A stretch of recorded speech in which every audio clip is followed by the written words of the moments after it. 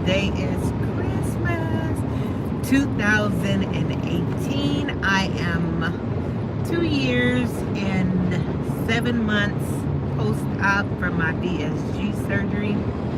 I had my VSG surgery May 9th, 2016. I am status post-op panniculectomy slash hernia removal. I had that done October 30th, 2018. My VSG surgery was May 2016 by Dr. Zane. No, Dr. Zane. And I had my panniculectomy removal surgery 2018 October 30th by Dr. Eby, who is amazing. If you're from LA and you are able to get Dr. Eby to do your surgery, I would advise. He is a perfectionist. I did have my surgery done due to excessive skin, the sweating under it, the smell that would come from under it, the skin breakdown, the rashes, the discomfort that I was having under there. And with it being there, I would get yeast infections a lot because that skin was hanging down there, and I would just easily get yeast infections. So I got to a point where my doctor would order me 4 diflucans at one time to hold me over, and I could go in and get a refill on those.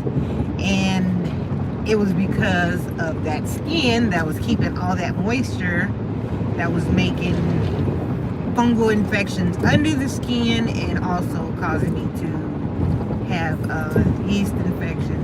Maybe not a severe yeast infection, but it was enough that it was making me uncomfortable. Any yeast infection is bad, even if it's a little tiny one, it's bad. So my doctor would order hydrocortisone cream, this powder called Zep. Is it Zep? ZP, huh? This powder called Zep, and hydro something. No, doesn't matter. I'll remember and I'll tell you later. This lotion to apply under my stomach to help with the redness, the swelling, the irritation that I was getting. My doctor, my process for me felt like a forever, but now that I look back and I listen to people going through the process, it really wasn't that hard because I had a history of the skin hanging down and the irritation hanging down and the irritation and the skin breaking down, and my skin would peel, like thin layers of skin would just peel. It would just like peel down until enough of the skin had peeled, and then it would get irritated. So when it came time for me to talk to Dr. Eby about my issues, it had already been documented enough so that when he saw me, and he saw me in person and was able to look at my history, I was approved on the first time going in to have my my panniculectomy. Now let me tell you things that help if you have Kaiser. Before you see your plastic surgeon or your doctor, you have what's called kp.org. And with kp.org, you can sign in and speak to your doctor through there, and that is considered documentation of your issues. That's considered a interaction with your doctor. So if you say, hey, I'm having these issues with the skin underneath, and if you can show pictures, I sent pictures.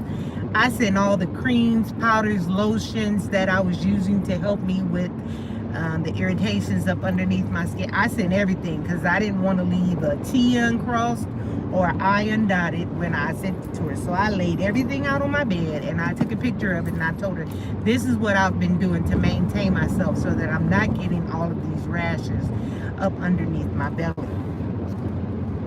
So then I was given an order to go in and see a dermatologist after that. And I was fine with that, because if a dermatologist could help me get rid of that stuff, I was like, okay.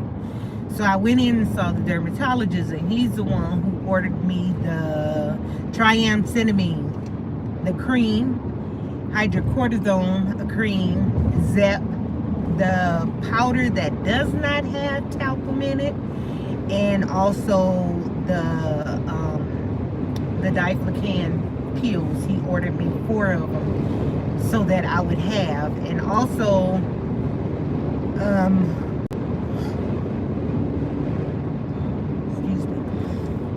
any antibiotics, any of the family of anything with psyllin at the end of it causes me to have a yeast infection too. So I have a history of this, like needing those diflucan. So it was there already. So make sure that you're not just helping yourself with creams and lotions and sprays. Make sure you're documenting that with your doctor, because that will make a big difference than someone who walks in after they've tried everything and saying, okay, I need help. There's somebody who's trying something and documenting it and sending it to the doctor and saying, hey, I'm having all these issues. This is all the stuff that I've been trying and I'm not getting any results. So I'm saying that to say, it was, to me, it was a lot easier than people who I follow on surgery than it was seeing him once, speaking to my doctor, the doctor, see the surgeon. I was sent to see the surgeon after I saw the dermatologist, and when I noticed that the powder would cake up and cause more irritation, and I was able to show that the skin was getting irritated. You have to document everything. You can't just go in and be like, I want my tummy done, because having a big tummy is not an issue. Having irritation from that tummy rubbing, having odors coming from under it, having rashes, having skin breakdown, having redness under there, those are issues that you need to have documented, so that when you go to your doctor, even if you don't have Kaiser, if there's a way for you to connect through your doctor online, put it, because I've heard some medical offices charge you for it. So if you can document it and send it to your doctor, do that. Send the emails, let them know, let them see what you've been using. Ask to see the dermatologist if you can, if what your doctor is not able to order, or if they order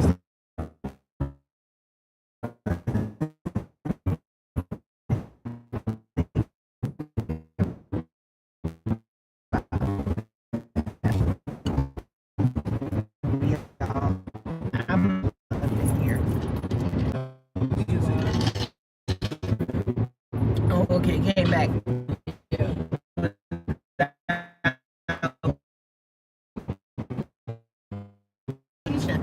I've gotten a diagnosis of that is scarring alopecia. And once you come into contact with these different doctors, you're able to address whatever. I asked the doctor, I said, I know that this is not what I'm here for, but I'd like to ask some questions. He said, okay, you're here, ask the questions. And I was like, I can ask the questions? And he was like, ask the questions. I was able to get things resolved. So I will see him next month, but I'm saying connect your appointments.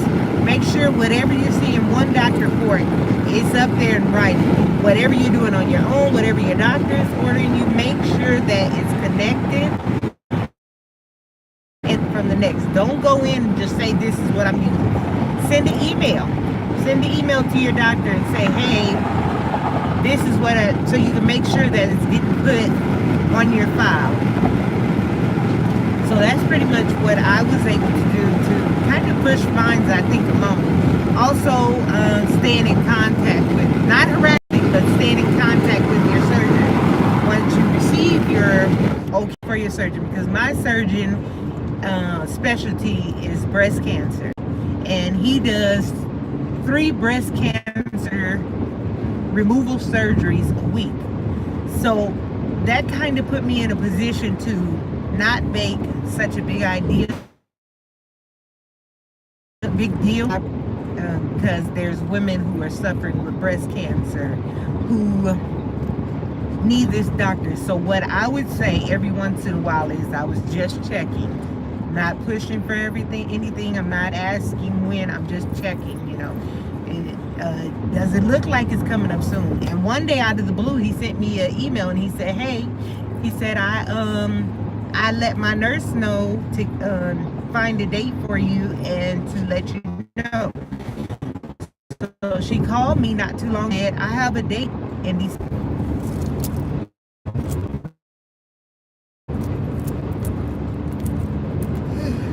She gave me December. I received my surgery October 30th. She told me I can do your surgery on October 30th or November 15th. I said I'll take the 30th. Whatever day they were offering me was the date I was going to take. So October 30th, I had my surgery. I had 6.2 pounds removed from my abdominal area. He did, in fact, tell me that he lifted the skin all the way up to my neck for my hernia. There was, but he was able to cut the skin above my navel and pull it and reattach my navel, which I was so excited for. But we're up in these beautiful mountains. I'm sure you can see them all right there. And my phone